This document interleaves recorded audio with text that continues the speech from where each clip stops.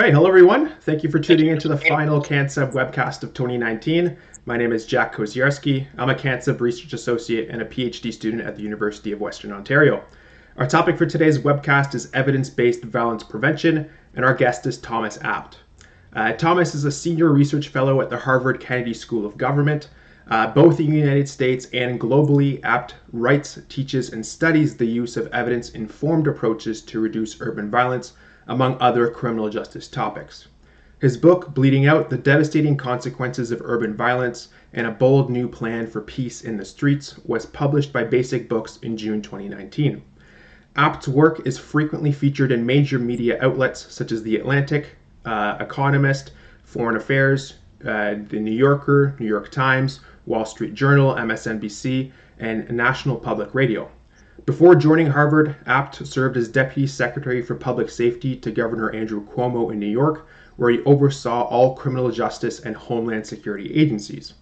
During his tenure, Abt led the development of New York's gun-involved violence elimination initiative, which employs evidence-informed, data-driven approaches to reduce gun violence.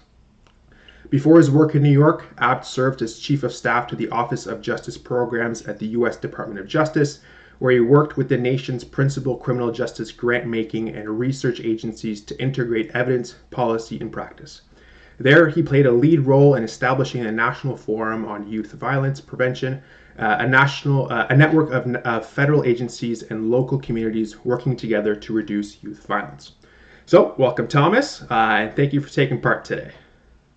It's my pleasure. Good to be with you. Sounds good. Perfect. Okay, so jumping to the first question.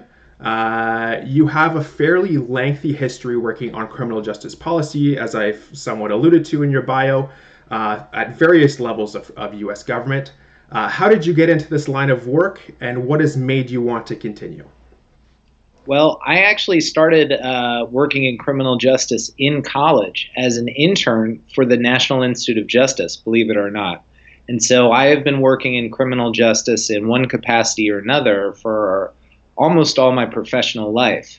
And I think what's really drawn me to criminal justice is both the inherent interesting quality of it, as we can see from all of the various criminal justice and police procedurals on TV, but also just the gravitas.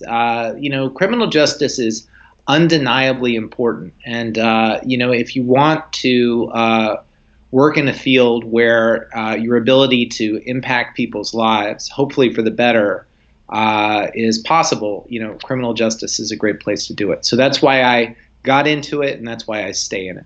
Yeah, absolutely. I definitely agree with you on that. So what has some of your work focused on across your career thus far? I talked about some of it already. Could you maybe elaborate on some of it? Sure. So, early on in my career, I sort of performed various data analyst functions.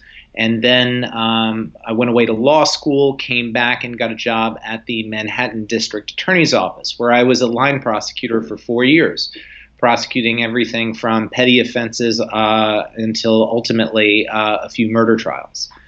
And then I transitioned after a stint in private practice into the sort of policy-making world with President Barack Obama and Governor Andrew Cuomo, as you said in the introduction. And so, from one angle or another, I've seen the criminal justice at the criminal justice system at the local, state, and federal level. And why the recent focus on urban violence? What sparked your motivation on this topic?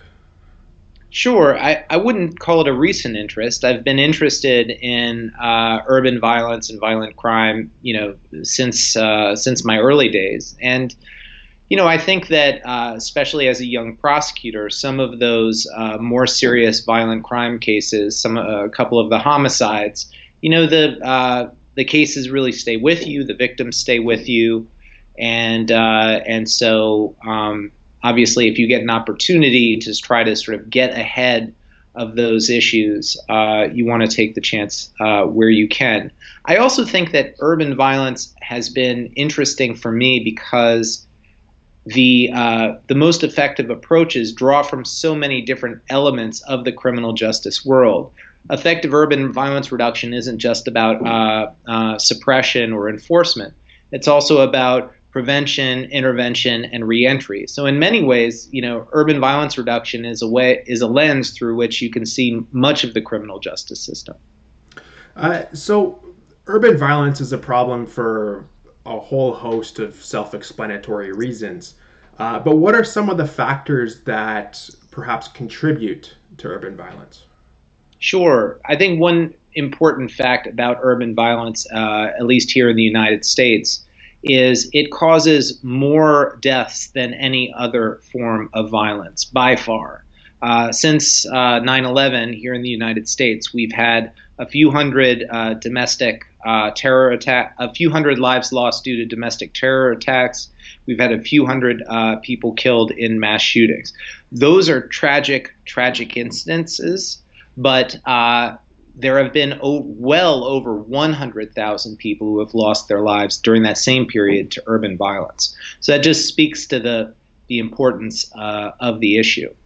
I'm sorry, I sort of lost track of your question. What was the second part of it? What are some of the factors that lead to it?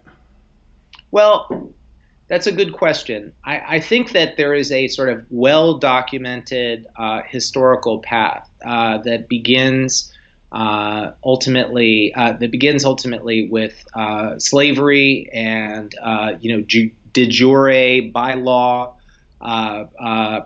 racial persecution after slavery, leading to Jim Crow, racially restrictive covenants, all of these different things that produce intense racial segregation here in the United States, and especially in many cities.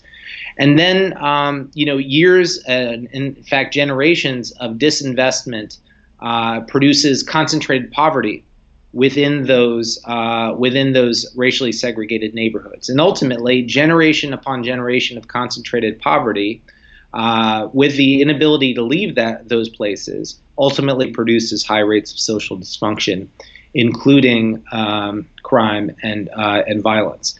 However, the premise of Bleeding Out is that, while it's important to understand urban violence in terms of its history, in terms of its root causes, in fact, the premise of the book is that we can make the most progress on urban violence by addressing its proximate causes. Okay. So we'll get to those proximate causes in a second. Sure. So while urban violence is definitely a problem for a wide array of reasons and draws lots of focus from different areas such as government and policy, law enforcement, communities, etc., why have many cities or jurisdictions sort of failed at preventing it? Well, I think it's sort of getting to this point. The conventional wisdom is that you have to deal with urban violence via its root causes. When you're talking about urban violence, the solution is often anywhere but the violence itself. So if you want to deal with urban violence, you have to deal with poverty, you have to deal with racism, you have to deal with lack of opportunity, you have to deal with guns, you have to deal with all of these various things. And all of those things are extremely important, both in their own right and in relationship to guns, in relationship to urban violence. However, 30 years of rigorous social science tells us that the best way to address urban violence is not indirectly through these other things, but by directly focusing on its most immediate proximate causes, the people, places, and behaviors that are most likely to drive the violence. And in jurisdiction after jurisdiction, we see this stickiness in urban violence, meaning that it's perpetrated by a surprisingly small number of people, places, and behaviors. So this leads perfectly into the next question. So your recent book, Bleeding Out, puts out a plan to not only reduce urban violence, but prevent it. Would you be able to share how we could go about doing this? Sure. So, my colleague Chris Winship and I really made an attempt to wrap our arms around all of the most rigorous evidence, meaning evidence derived from quasi-experimental or experimental impact evaluations. And we covered about 1,400 impact evaluations in total doing this meta review, meaning a review of systematic reviews in relation to urban violence. And what we found is sort of three core principles of effectiveness, and these were the principles that effective strategies, according to these impact evaluations, had in common. And the first principle was this principle of focus, meaning if urban violence is sticky, then you need a sticky solution to address it. You need to target the highest risk people, places, and behaviors, and spend the majority of your time and energy on those people and places. The second principle was this principle of balance.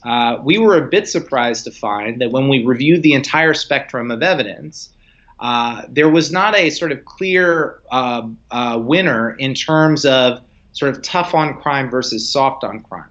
We saw examples of successful aggressive enforcement approaches. We saw examples of very preventative soft on crime sort of approaches as well.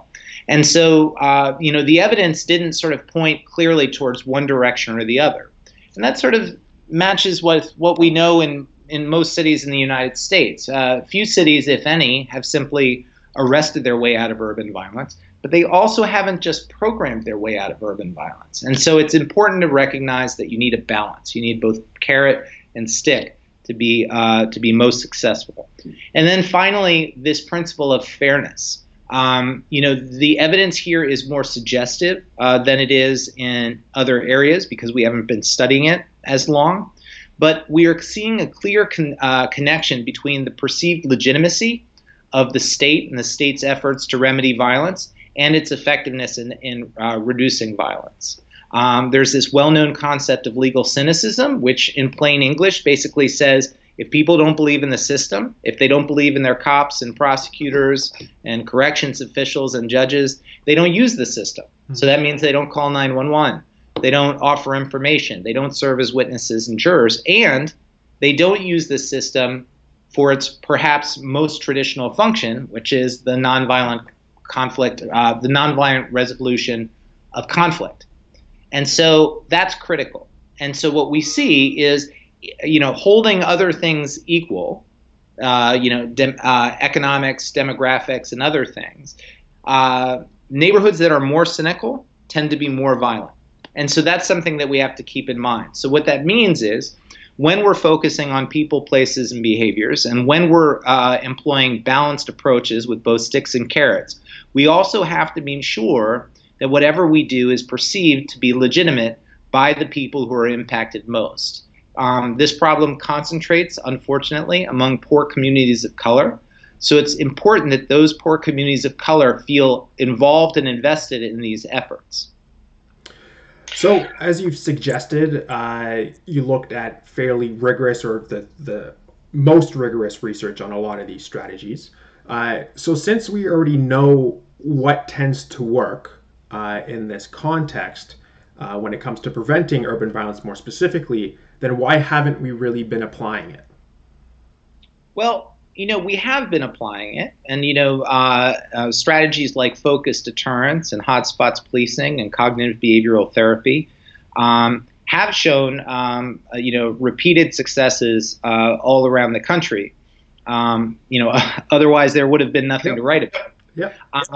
The real question is, why hasn't it gone to scale? Yep. If we've seen success in these isolated areas across the nation, why haven't we made the investments to bring these things to every community? And I think the reason there is that, for one thing, I think that the sort of phrase when we say we know what works, I think that we is actually smaller than we often think of. So yes, there's a core group of people in the field and people in academia who understand this issue well and know how to address it.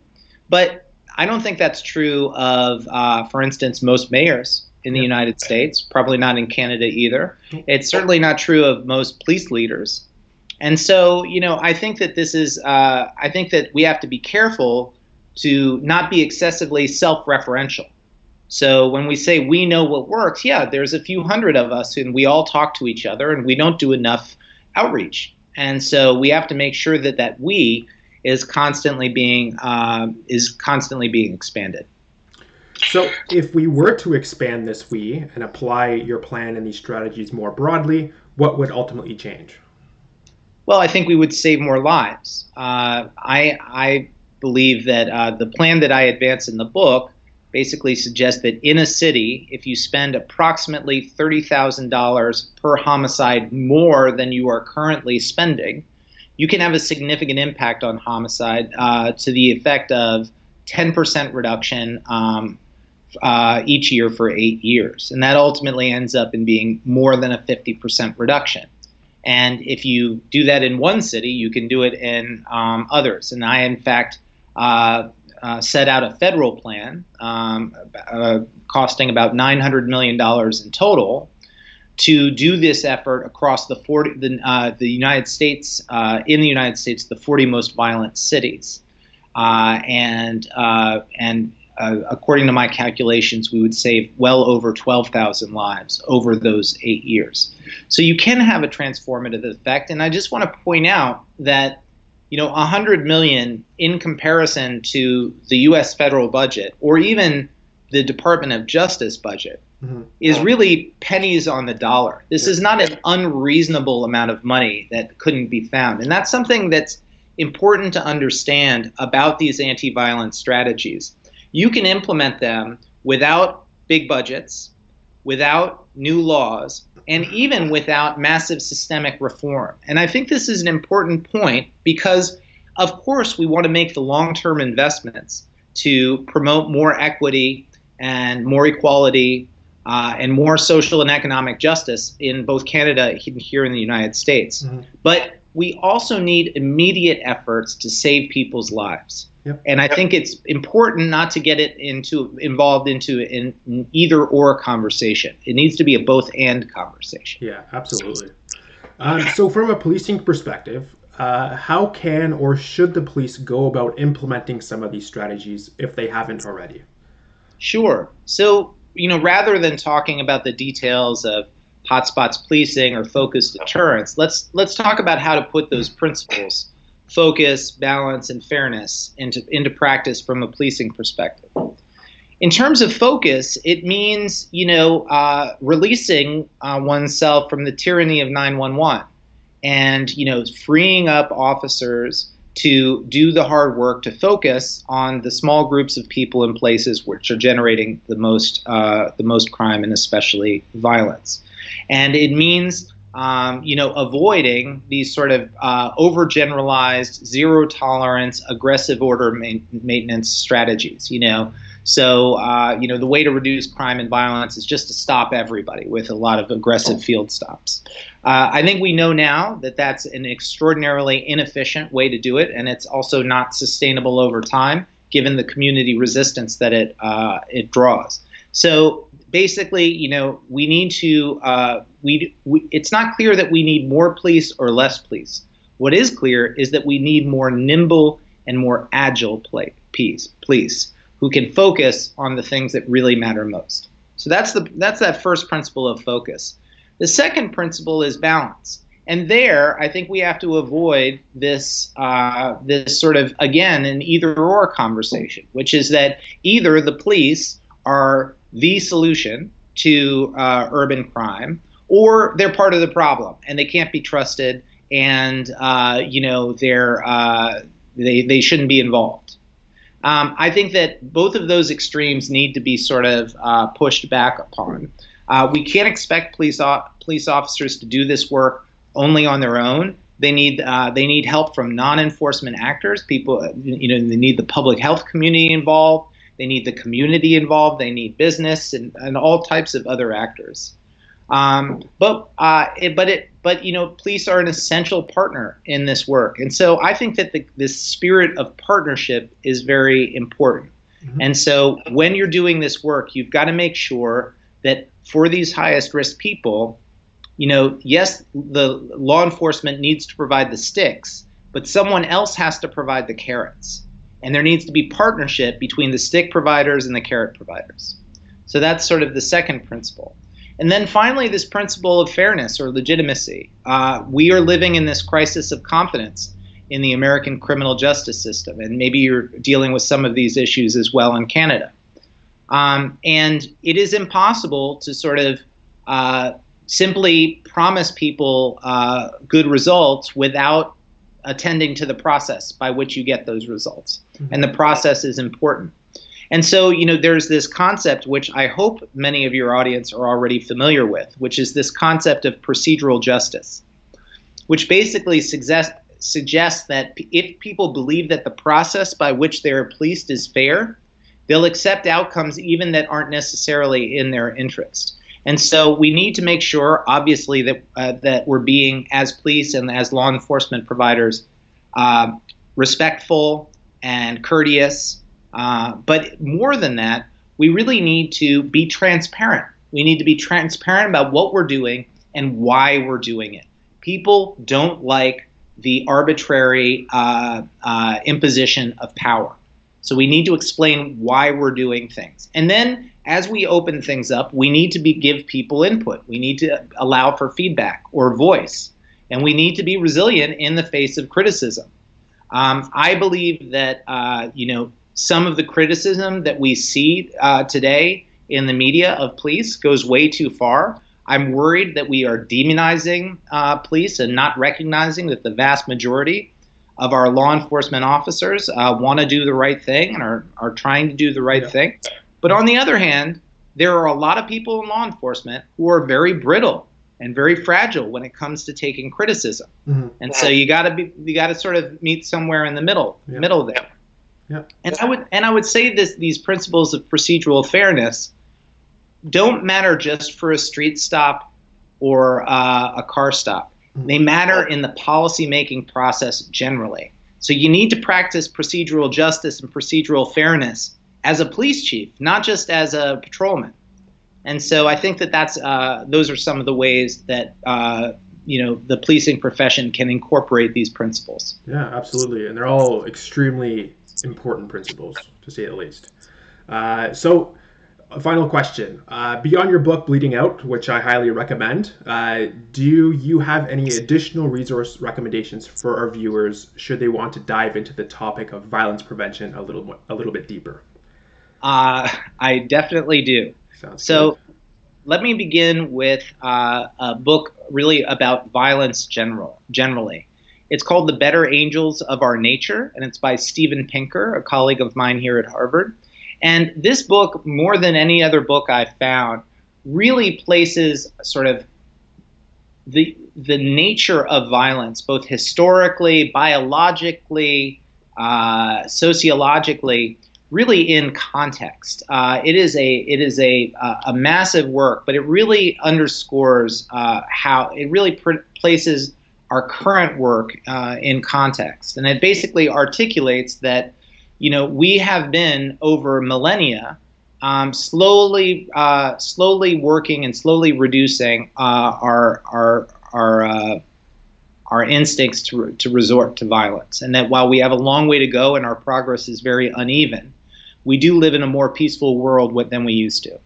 So that's the first book. The second book would be a book that was published a few years ago called Ghettocide by Jill Leovy.